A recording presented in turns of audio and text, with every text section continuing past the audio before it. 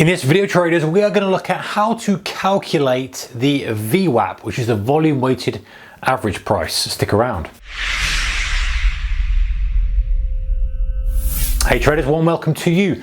Thank you so much for joining me. Okay, so how to calculate the VWAP, which is the volume weighted average price. First of all, is a quick recap of why we want to do that. So VWAP is really a good benchmark for kind of agreed value, if you like, for an asset. So imagine a stock.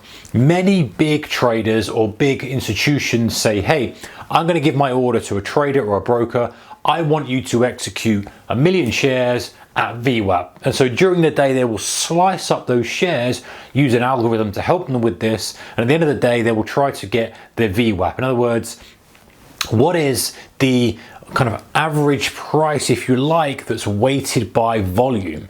So if you think about a moving average just takes into account price.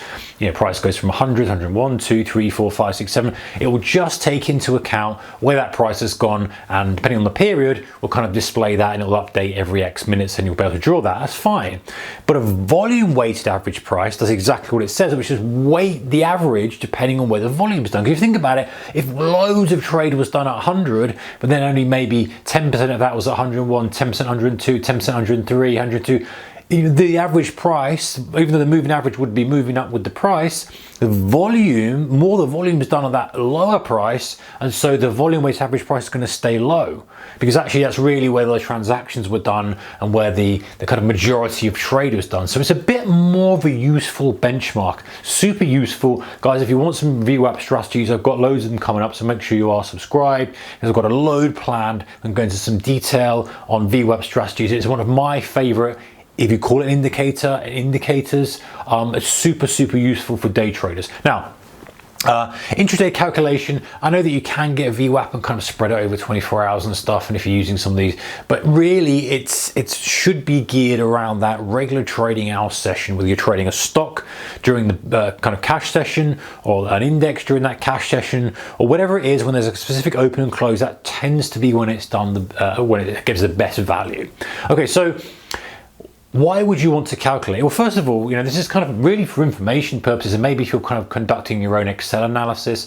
Majority of platforms have VWAP built in, or you can get one coded out very simply. TradingView has it built in. There's loads of different nuances for that. I know that majority of platforms do. As long as there is a volume feed coming in, you will be able to get VWAP. Without volume, and that tends to catch some people out, like, oh, why doesn't it not update? Why can't I get VWAP?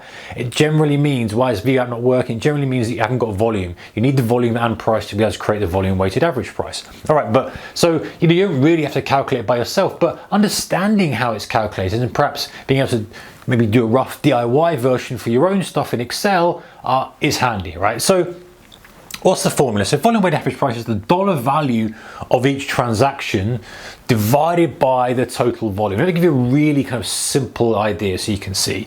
So imagine here we've got 5 shares traded at $100. We've got 2 traded at 101. We've got 3 traded at 102. Okay, so this is the volume and the price. Now, if we were just looking at the price, right, just 100, 101, 102, the average price of that is going to be 101, right? 101 and 102, 101 plus 100 plus 102 divided by 3, 101. But that's not what we want. We want to weight it for volume, because we see far more volumes done at 100 than it's done at 101. And so how do we calculate that? So what we do is we multiply the volume by the price and then add them all together. So we've got 5 times 100 there, 2 times 101 there, 3 times 102 there. Added that all together gives us 1008. And then we divided that by the total volume that was done, and that gives us a VWAP of $100.80. So that's the VWAP of these kind of very easy, simple calculation. But imagine that over hundreds of trades, thousands of trades. You can see how the VWAP gives a much more of a better representation of a kind of expected value, for want of a better word, of a price, and why algorithms and institutions use it as a benchmark.